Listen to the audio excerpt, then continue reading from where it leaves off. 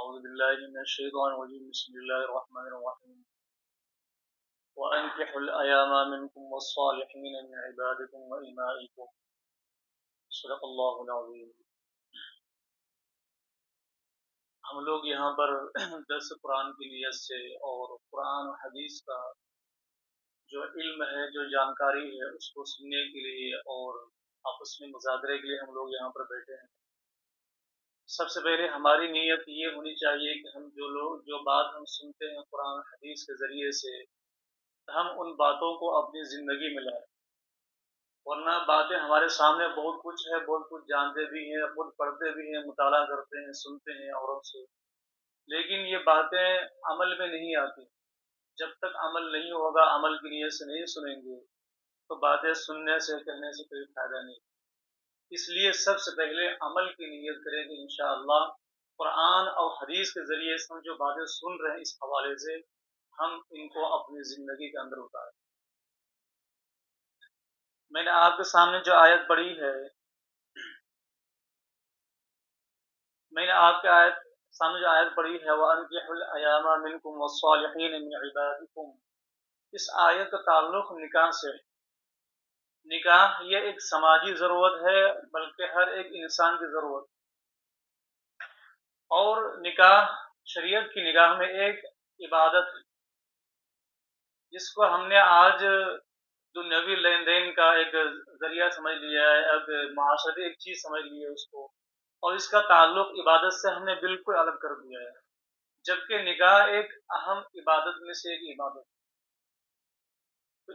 اس کو عبادت نہ سمجھنے کی وجہ سے ہم لوگوں نے اس کے اندر بہت سارے رسم و رواج کو ہم نے داخل کیا، شامل کیا، اور دن بدن ان کے اندر اضافہ ہوتا جا رہا ہے، اور ہمارے نکاح کے اندر، شادی بیاہ کے اندر جو ہے اسلام اور اسلام کی جو تعلیمات ہے یہ کہیں پر نظر نہیں آتی۔ بالکل ہمارے جو نکاح ہے، شادی بیاہ ہے، اسلامی تعلیمات سے بالکل دور ہے، سنت نبوی سے بالکل دور ہے، کوئی تعلق نہیں ہے۔ جبکہ جتنے انبیاء علیہ السلام دنیا تشریف لائے تھے تقریباً سب نے نکاح کیا اور سب کی اولاد بھی ہوئی۔ اس کا مطلب یہ ہوا کہ نکاح جو ہے اس سنت کو تمام انبیاء علیہ السلام نے اس کو اپنایا ہے۔ تو ظاہر سی بات ہے نکاح ایک عبادت ہے، نہ کہ ایک کوئی دنیاوی معاملات ہے کوئی۔ اس لیے نکاح کے اندر قرآن حدیث کا کیا حکم ہے اس کو سمجھنے کی ضرورت ہے، تاکہ ہم اس کو ایک اہم عبادت سمجھ کر کریں، نہ کہ ایک دنیاوی ضروریات اور معاملات سمجھ کر کریں۔ تو سب سے بڑی بات یہ ہے کہ نکاح عبادت اس لیے ہے کہ نکاح جب انسان کرتا ہے وہ اپنے آپ کو بہت سی برائیوں سے، بے حیائیوں سے، اور اپنی زندگی کو بہت سی برائیوں سے وہ اپنے آپ بچاتا ہے۔ جب بچاتا ہے تو ظاہر سی بات ہے گناہوں سے بچنا یہ بھی ایک عبادت ہے۔ اگر ہم اس میں تاخیر کریں گے یا نکاح نہیں کریں گے، شادی بیاہ نہیں کریں گے، ظاہر سی بات ہے معاشرے کے اندر بے حیائیاں پھیلے گی، برائیاں پھیلے گی، اور غلط نگاہیں، بد نگاہی پھیلے گی۔ پیارے نبی صلی اللہ علیہ وسلم جب مکہ سے مدینہ تشریف لائے تھے تو اس موقع پر آپ صلی اللہ علیہ وسلم نے مدینے کے اندر یہ فرمایا، نوجوان کو مخاطب کر کے فرمایا کہ یا معاشر الشباب من استطاع منکم الباءۃ فلیتزوج، کہ اے نوجوانوں کی جماعت، تم میں سے جو نکاح کی طاقت رکھتا ہے اس کو چاہیے کہ وہ نکاح کر لے۔ نوجوانوں کو آپ نے ترغیب دی، ان کو بتایا کہ جس کو طاقت ہے نکاح کرنے کی وہ نکاح کر لے۔ نکاح کی طاقت یہ ہے کہ ہم جس کو گھر میں لانا چاہتے ہیں، جس کو بیوی بنا کر، اس کھانے پینے کا انتظام ہو، رہنے کا انتظام ہو، کپڑے کا انتظام ہو، یہی نکاح کی طاقت ہے، اور مہر دینے کی طاقت ہو۔ جو بندہ یہ کام کر سکتا ہے وہ نکاح پر قادر ہے اور اس کو نکاح کرنا چاہیے۔ اور آگے جو ہے اس کو فرمایا وَلَا تَقْرَبُوا الزِّنَا إِنَّهُ كَانَ فَاحِشَةً، کہ تم لوگ جو ہے زنا تو دور کی بات ہے، زنا کے قریب بھی مت جاؤ، زنا کے جو اسباب ہیں، جو راستے، اس راستے پر مت چلو۔ إِنَّهُ كَانَ فَاحِشَةً، کیونکہ یہ بہت ہی برا راستہ ہے، غلط طریقہ ہے، اس لیے زنا سے بہت ہی دور رہو۔ ظاہر سی بات ہے جب ہم نکاح کو مشکل بنائیں گے تو زنا کرنا آسان ہو جائے گا، ہم نکاح کو آسان کریں گے زنا کرنا مشکل ہو جائے گا اپنا آپ۔ آج ہمارے معاشرے کے اندر جو زنا، برائیاں، بے حیائی جو پھیل رہی ہے اس کی اہم وجہ یہی ہے کہ ہمارے لیے نکاح کرنا بہت مشکل ہو گیا ہے۔ عمر نکل جاتی ہے دیکھتے دیکھتے، لڑکیوں کی لڑکوں کی عمر نکل جاتی ہے لیکن شادی نہیں ہوتی۔ ظاہر سی بات جب وقت پر شادی نہیں ہوگی تو معاشرے کے اندر بے حیائی پھیلے گی۔ قرآن کریم میں اللہ کا ارشاد ہے قل للمؤمنین یغضوا من ابصارہم ویحفظوا فروجہم، کہ اے نبی جی آپ ایمان والے مردوں سے کہیے کہ وہ اپنی نگاہوں کو نیچے رکھیں، اپنی شرمگاہوں کی حفاظت کریں۔ اور یہی حکم سیم اللہ نے عورتوں کو دیا ہے کہ اے نبی جی ایمان والے عورتوں کو بتائیے کہ وہ اپنی نگاہوں کی حفاظت کریں، شرمگاہ کی حفاظت۔ یہ حکم کیوں دیا گیا ہے؟ کیونکہ اس لیے دیا گیا ہے کہ اس سے پہلے نکاح کر لیں۔ اس گناہ سے بچنا تبھی آسان ہوگا جب ہم نکاح کریں گے۔ ظاہر سی بات یہاں جتنے بیٹھے تھے تم سب کا نکاح ہو چکا تقریباً، لیکن یہ بات کہاں پر کام آئے گی؟ ہمارے سامنے ہمارے بچے، ہماری اولاد ہیں، ہماری بچیاں بچے ہیں، ان کا نکاح کرنا ہے، ان کی شادی کرنی ہے، کس طرح کرنی ہے؟ تو ظاہر سی بات ہے نکاح سے پہلے رشتوں کا انتخاب ہوتا ہے۔ رشتہ ہم دیکھتے ہیں، رشتہ داروں کو آپس میں بولتے ہیں، اس کو کہتے ہیں، دوستوں کو کہتے ہیں کہ اپنے بیٹے کے لیے کوئی لڑکی دیکھنا ہے یا بیٹی کے لیے کوئی لڑکا ہو دیکھنا ہے، آپس میں مذاکرہ کرتے ہیں، دیکھتے ہیں، لیکن لڑکیوں کے انتخاب میں معیار کیا ہونا چاہیے ہمارا؟ ہم نے اس معیار کو ہم نے چھوڑ دیا ہے۔ جو اہم معیار ہے، جو پیمانہ ہے، اس کو ہم نے چھوڑ دیا، جس کی وجہ سے نکاح ہونے کے بعد بھی، شادی ہونے کے بعد بھی 25 لاکھ 30 لاکھ 40 لاکھ خرچ کرنے کے بعد بھی نکاح کا وہ فائدہ حاصل نہیں ہو رہا جو ہونا چاہیے، کیونکہ ہم نے اس کے معیار کو بدل دیا ہے۔ آپ نے بڑوں سنا ہوگا پہلے لوگ جو ہے یہ کہتے تھے کہ جو بندہ نماز کا پابند ہو، پہلی صف نماز کا پابند ہو اور شریعت کا پابند ہو، اسلامی لباس کے اندر رہتا ہو، ایسوں سے نکاح کرنا چاہیے، ان کو لوگ ترجیح دیتے تھے۔ آج زمانہ الٹا ہو گیا، جو اسلامی لباس کا پابند ہے، اسلامی وضاحت کا پابند، لوگ اس سے دور بھاگتے ہیں۔ آج ہم نے معیار بنایا ہے صرف مالداری کو، بڑے گھرانے کو اور پیسوں کو، سامان جہیز لین دین کو، جو معاملات جو آپس میں جو رسم و رواج ہے اس کو ہم نے معیار بنایا ہے، اور ہم اس چیز کو بھول گئے ہیں آگے چل کر کیا اس لڑکے کے پاس یا لڑکے کے اندر دینداری ہے یا نہیں، کیا اس کو وضو کے فرائض غسل کے فرائض کا پتہ ہے یا نہیں، اس کی کوئی مطلب نہیں ہے، اس کو کلمہ صحیح سے یاد ہے یا نہیں، اس کا کوئی مطلب نہیں ہے، اسلامی عقائد اور اللہ اس کے رسول کی ذات سے اس کو کتنی محبت ہے ہمیں پتہ نہیں ہے اس کے بارے میں۔ نہ تو کوئی اس بارے میں غور کرتا ہے اور نہ کوئی اس بارے میں تحقیق کرتا ہے کہ جو لڑکا جو ہمارا داماد بننے والا ہے کیا نماز کا بھی پابندی ہے یا نہیں، کیا اس کے اخلاق اچھے بھی ہیں یا نہیں، اس کے کردار اور اس کے جو دامن ہے وہ پاک ہے یا بھی نہیں۔ ہماری نگاہ صرف اتنی ہوتی ہے کہ اس کا کاروبار بہت اچھا ہے، پیسہ بہت زیادہ کماتا ہے، اس لیے رشتہ اس کو دے۔ دینداری کی کمی ہوتی ہے، ہم کہتے ہیں کوئی بات نہیں چل جائے۔ میرے بھائیوں، اگر نکاح کے بعد ہم چاہتے ہیں کہ زندگی بہتر سے بہتر زندگی بنے تو اس کا تعلق دینداری سے، دینداری ہوگی تو نکاح کے بعد کی جو زندگی ہے وہ بہتر زندگی گزرے گی۔ ورنہ کیا بات ہے کہ آج لڑکی والے 25 لاکھ 30 لاکھ 40 لاکھ خرچ کرنے کے باوجود بھی وہ اس فکر میں رہتے ہیں، اس پریشانی میں رہتے ہیں کہ شاید میری بیٹی کو خوشی نہیں مل رہی جو ملنی چاہیے۔ جب ہم نے 40 لاکھ خرچ کر دیے اس کے باوجود وہ خوشی نہیں مل رہی، کیا بات ہے؟ وہ 40 لاکھ کہاں گئے ہمارے؟ غلطی ہم سے یہ ہوئی کہ ہم نے دینداری کے بارے میں کوئی غور فکر نہیں کیا۔ پیارے نبی صلی اللہ علیہ وسلم نے ایک صحابی سے فرمایا، ابو ہریرہ رضی اللہ عنہ سے، کہ سنو، نکاح جو لوگ کرتے ہیں عموماً 4 وجہ سے کرتے ہیں۔ ایک تو مالداری کو دیکھتے ہیں، دوسرے نمبر پر حسب نسب، یعنی یہ جو گھرانہ ہے، جو برادری، اس کو دیکھتے ہیں، تیسرے نمبر پر خوبصورتی جو ہے، جو جمال ہے، حسن ہے، اس کو دیکھتے ہیں، چوتھے نمبر فرمایا کہ دینداری کو دیکھتے ہیں، اور تم کو چاہیے کہ دیندار لڑکیوں کو اپنے نگاہ میں لا کر کامیابی حاصل، یعنی یہ عمومی وجہ ہے، لوگ اس وجہ سے عموماً شادی کرتے ہیں،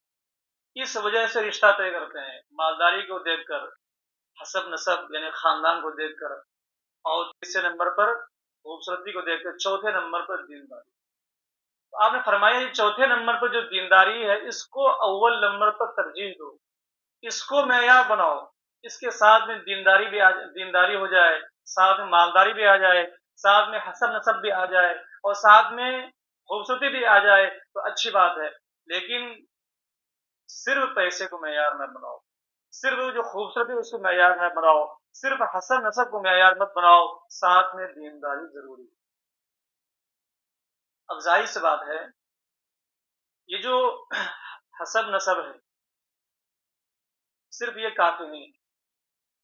بڑا خاندان ہے، بڑے لوگ ہیں، تو ظاہر سی بات ہے اگر بڑے لوگ ہیں، بڑا خاندان ہے، تو اگر اس کے اندر دینداری ہے، دین کی سمجھ ہے تو بہت اچھی بات ہے، کیونکہ ہمیں حکم یہ دیا گیا ہے کہ نکاح کرو برابری، یعنی آپ کے جو برابر کے لوگ ہیں اس میں شادی کرو، آپ خاندانی اعتبار سے، کاروباری اعتبار سے، اور حسب نسب اور ہر اعتبار سے جو لوگ برابر ہیں آپس میں وہیں پہ شادی کرنا چاہیے۔ اس کو کہتے ہیں کفاحت کا مسئلہ۔ جو کتاب مسئلے کی جو کتاب ہے اس میں یہ بات لکھی ہوتی ہے کہ شادی جو ہے برابری میں کرنی چاہیے، کہ آپ جس لیول کے اسی لیول میں آپ شادی کرو، تاکہ آگے چل کر آپ کو دقت نہ ہو۔ لیکن سب کاموں میں جو معیار ہے، اول نمبر پر جو معیار ہے، جو اوزان ہے، وہ ہے دینداری، کہ جو لڑکا جو ہمارا دماغ بننے والا ہے کیا اس کے پاس دین کا علم ہے یا نہیں، قرآن حدیث کو سمجھتا ہے یا نہیں، اس کے اندر نماز کی پابندی ہے یا نہیں، ان چیزوں میں غور کرو۔ اسی طرح جو لڑکی ہے وہاں پر بھی غور کریں کہ لڑکی،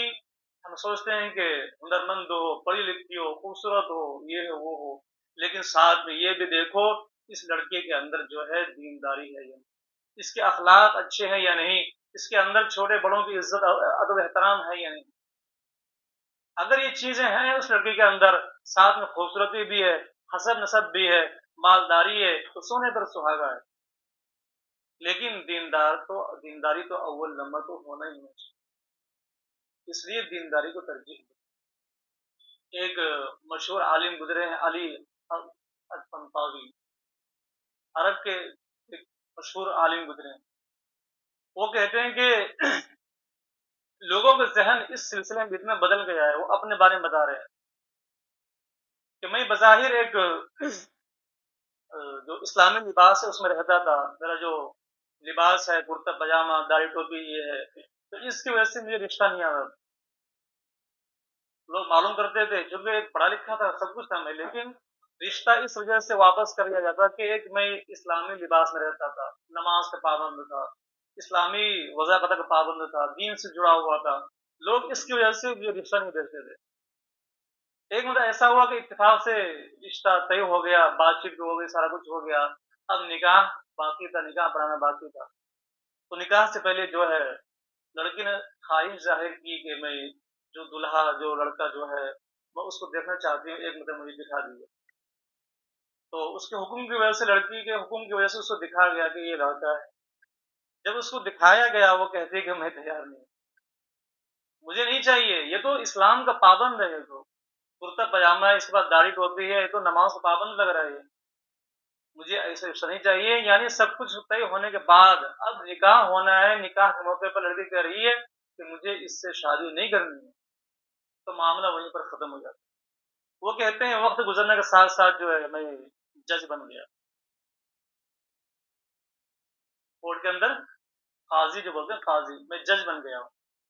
تو جج بننے کے بعد جو ہے ایک معاملہ اسی طرح لڑائی جھگڑا کا کورٹ کے اندر معاملہ پیش آیا، اس میں ایک لڑکی آ کر مقدمہ دائر کرتی ہے کہ میرا جو شوہر ہے وہ میرے ساتھ مار پیٹ کرتا ہے، زیادتی کرتا ہے، ظلم کرتا ہے، پریشان کرتا ہے۔ تو دونوں فریقین وہاں پر جمع ہوئے، لڑکی والے، جب لڑکی وہاں پر بیان دینے کے لیے جب کھڑی ہوئی، وہ کہتے ہیں میری حیرت کی انتہا نہیں رہی کہ وہ لڑکی کون ہے، وہی لڑکی ہے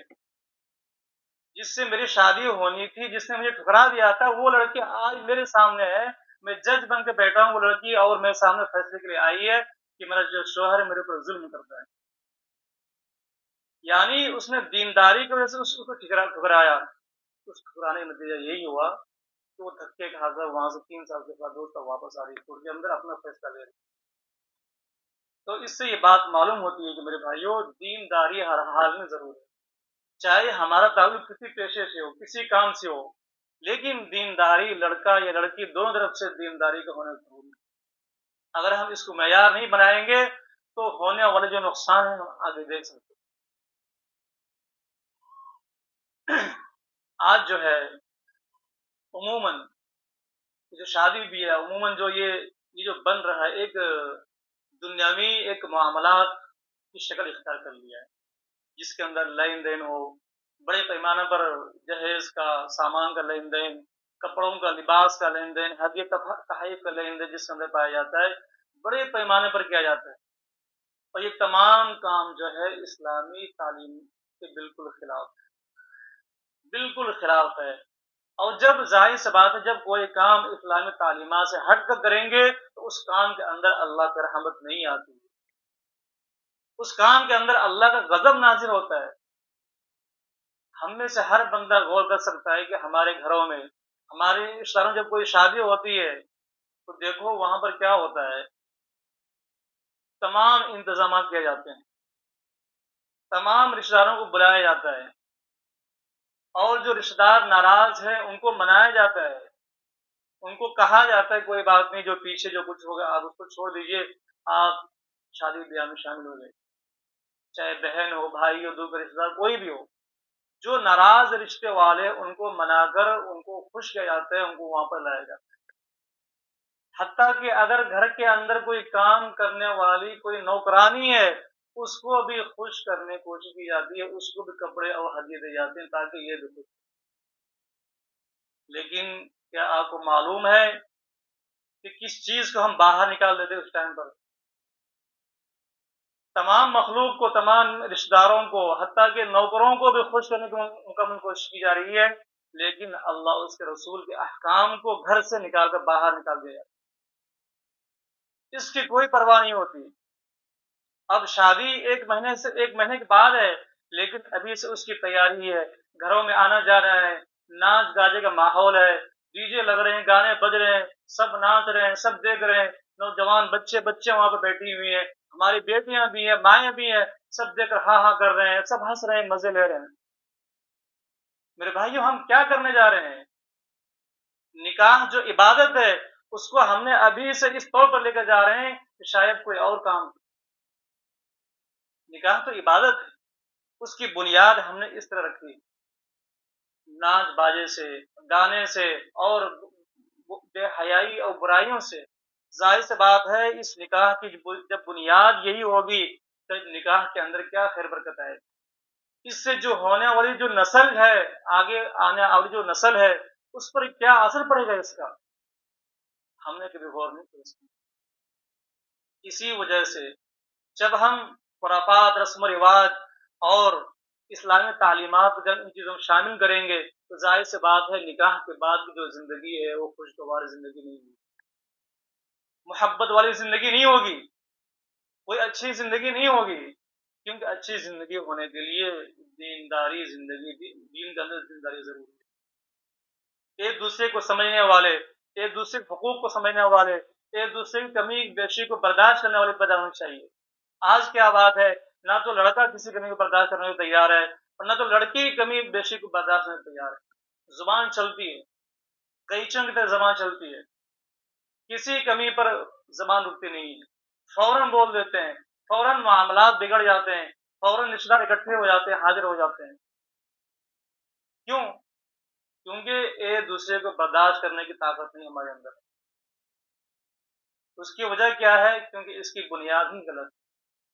ظاہر سی بات ہے جب بنیاد غلط ہوگی اور شادی بیاہ کو ہم ایک گانے بجانے کا اور عیاشی و فحاشی کا یہ ذریعہ بنائیں گے تو ظاہر سی بات ہے اس کے ذریعے سے ہمارے گھروں کے اندر بے حیائی آئے گی، برائی آئے گی، جہالت آئے گی، رسم و رواج آئے گی، اور جو ہماری زندگی آہستہ آہستہ جو ہے ایک جہنم کی طرف جا رہی ہے۔ اس لیے آج اللہ نے ہمیں موقع دیا ہے کہ ہم اپنے بچوں کی جب شادی کریں گے تو آج ابھی سے طے کر لیجئے کہ ہم اسلامی تعلیمات کے مطابق کریں گے۔ رسم و رواج بہت کچھ ہے، اور سب سے نمٹنا بھی بہت مشکل ہے، رشتے داروں کو سمجھانا مشکل ہے، گھر کے جو عورتوں کو سمجھانا مشکل ہے، لیکن میرے بھائی اگر ہم کھڑے ہو جائیں، اگر ہم تیار ہو جائیں کسی کام کو لے کر، کسی ایک ارادے کو لے کر، تو انشاءاللہ اگر 10 برائیاں ہیں اس میں سے 3-4 تو کم ہو ہی جائے گی انشاءاللہ تعالی۔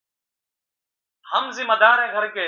آپ گھر کے ذمہ دار ہیں، آپ بڑے ہیں، آپ کی نہیں چلتی ہو کس کی چلے گی؟ بڑے کا مطلب یہ ہوتا ہے کہ آپ کی بات مانی جائے، لیکن کہتے ہیں ہم کیا کریں جی، عورتیں سنتی نہیں، تو آپ کس کام کے رہے؟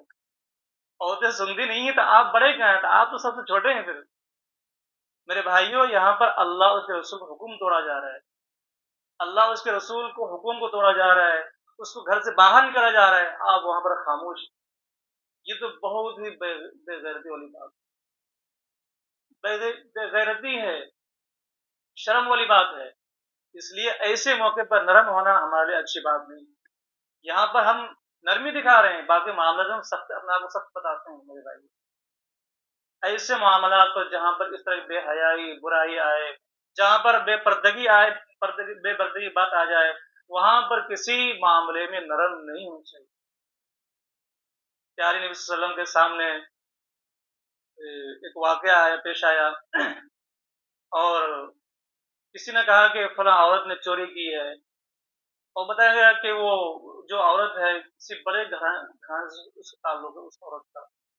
چونکہ چوری کا حکم یہ ہے کہ اگر قیمتی سامان کوئی چوری کرتا ہے تو شریعہ اسلامی حکم کے مطابق اس کا ایک ہاتھ کاٹا جاتا ہے،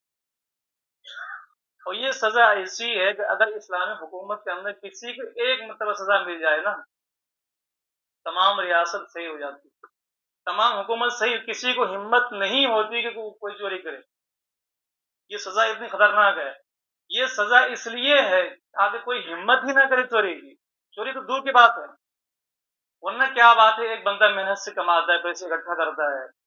اور چور آتا ہے آرام سے چوری کر جاتا ہے، پوری زندگی کمائی 1 منٹ میں لے جاتا ہے۔ شریعت نے کہا کہ یہ چوری بہت ہی برا کام ہے، اس کی سزا طے۔ والسارق والسارقۃ فاقطعوا ایدیہما، اللہ نے ارشاد فرمایا جو چوری کرنے والا مرد ہے یا عورت ہے اس کے ایک ہاتھ کاٹ دیے ہیں۔ ایک مرتبہ اگر یہ کام کر دیا گیا سب سدھر جائیں، چوری کا نام نشان ختم ہو جائے۔ تو پیارے نبی کے سامنے یہ مسئلہ پیش آیا، کسی نے بتایا کہ فلاں خاندان کے ایک معزز خاندان کی ایک عورت اس نے چوری کی ہے، آپ کچھ نرمی کر دیجیے۔ آپ نے کیا فرمایا؟ اگر محمد کی بیٹی فاطمہ بھی چوری کرے تب بھی اس کا ہاتھ کاٹوں گا۔ محمد کی بیٹی فاطمہ بھی اگر چوری کرے تو وہاں پر کوئی نہیں سمجھے کہ یہ تو نبی کی بیٹی، چلو اللہ معاف کر دے گا۔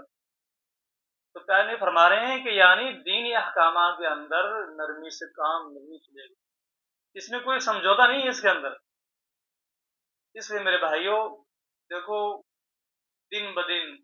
بدن آپ دیکھیں حالات خراب ہوتے جا رہے ہیں،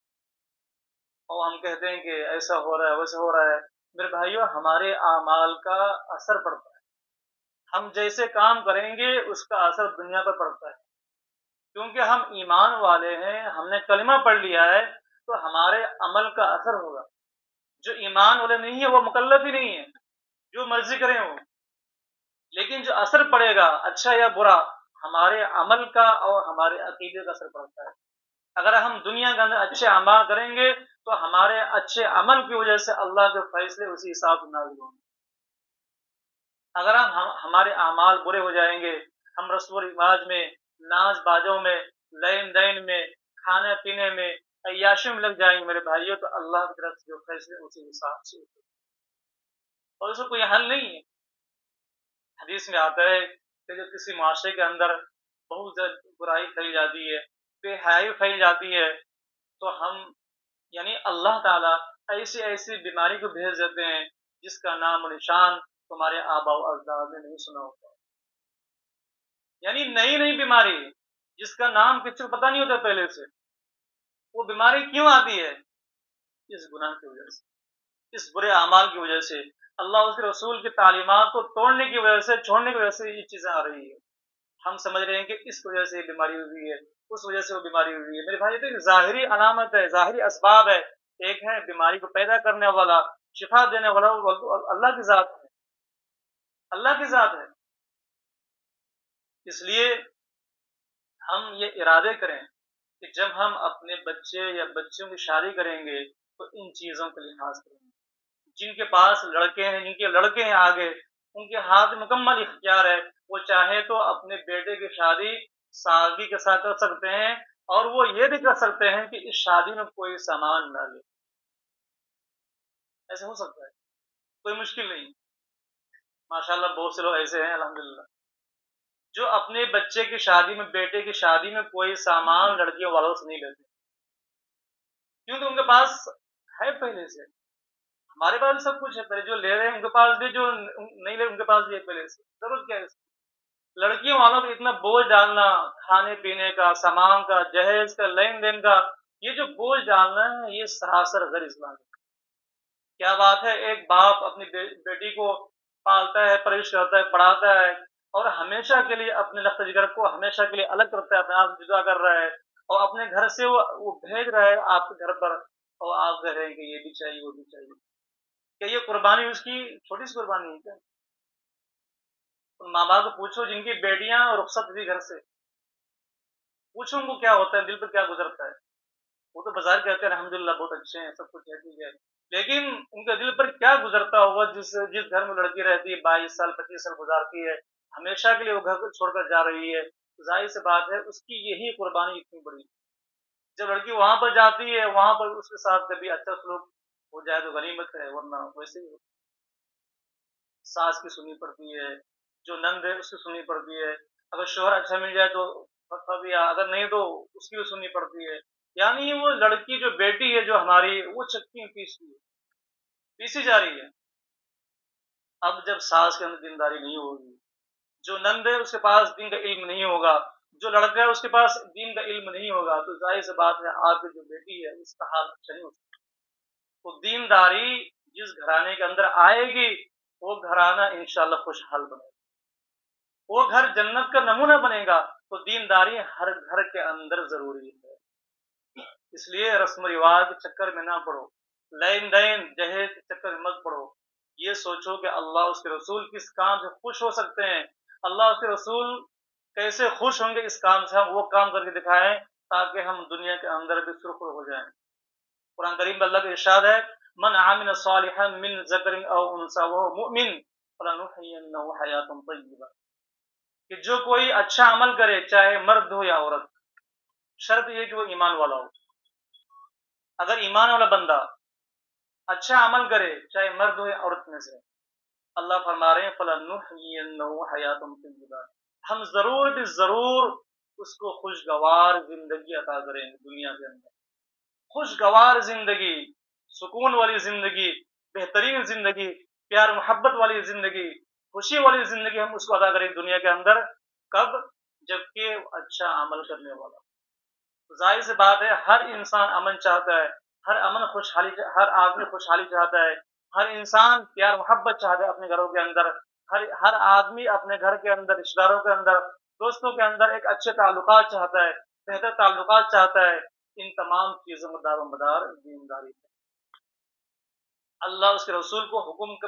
کو اپنانے کے اندر ہے، اس لیے اللہ اس کے رسول کا جو حکم ہے اس کو اپناؤ، اور جو رسم و رواج ہے اس کو چھوڑو۔ اللہ تعالی ہم سب کو سمجھنے کی توفیق عطا فرمائے۔ سبحان اللہ وبحمدہ، سبحان اللہ وبحمدہ، نشهد ان لا الہ الا انت، نستغفرک۔ سبحان ربک رب العزة عما یصفون وسلام علی المرسلین، الحمد للہ رب العالمین۔